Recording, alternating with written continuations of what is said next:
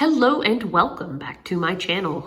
Today we're going to be taking a look at the Imperial ATST set, the very first ATST or chicken walker that we ever got for LEGO Star Wars. So it came with one minifigure and it was 104 pieces. It came out in 2001 and retailed for $100. Its official name, Imperial ATST.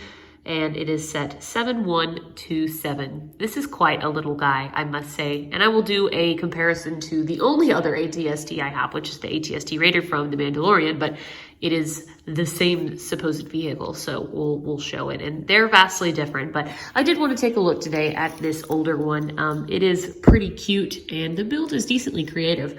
You do get a Chewbacca. Most of the Chewbaccas at this time misprinted the nose printing, and he got a tiny lip mustache, which Chewbacca has, but it's brown.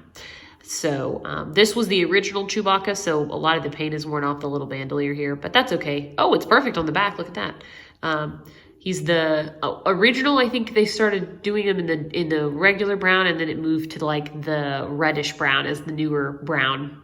It's a lot of browns in one sentence, but he's the original color Chewbacca. So we have this ATST, and it is really small. Like I said, only 104 pieces, and it's really pretty plain in terms of build. They tried to add some maybe brown in it to make it more interesting.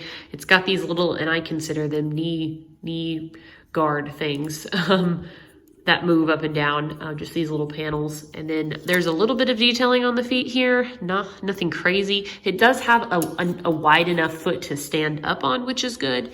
And then we have a couple of guns on this side here that can swivel around, and then this side here, as well as these two guns here. And they're not set in place super duper well. There's no like Technic pins or anything holding them in place. And then it walks by shifting side to side, which I really like the idea of this.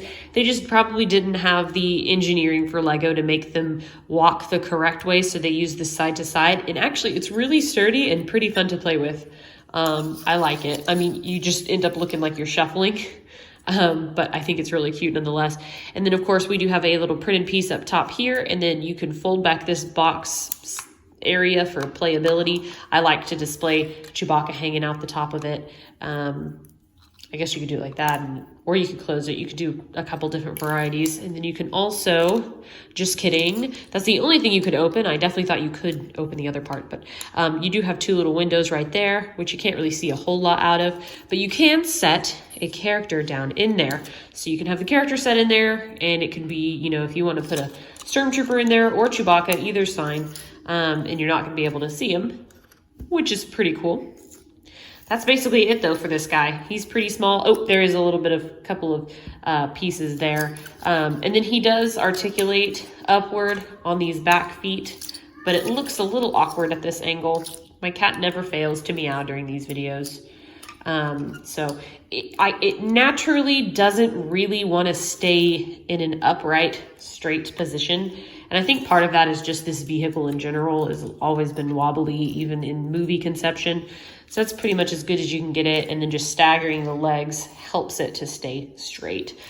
So comparing to the ATST Raider that I have, you can tell it is quite a bit, very, very small. And most of the sets in scale were very small. They just couldn't make huge sets. They didn't have all the pieces to make all the detail accuracy. So I did like that, you know, they made them for an affordable price and they were smaller. I personally am not a huge fan of the current ATSTs. I think they're too large, and this dude is way top heavy. Luckily the feet are sturdy enough, but I just feel like this top is just gonna roll off the thin little body.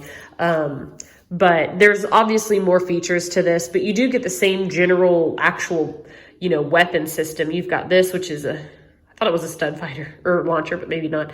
You have that matches that, the two guns in the front, and then the two guns on the side here match those two guns. So that's actually pretty cool. The legs are of the same, you know, attempt here. They're totally different in terms of mechanics, but you can get the gist. And again, I just think that the new ones are too big, and I think that they're way too top heavy.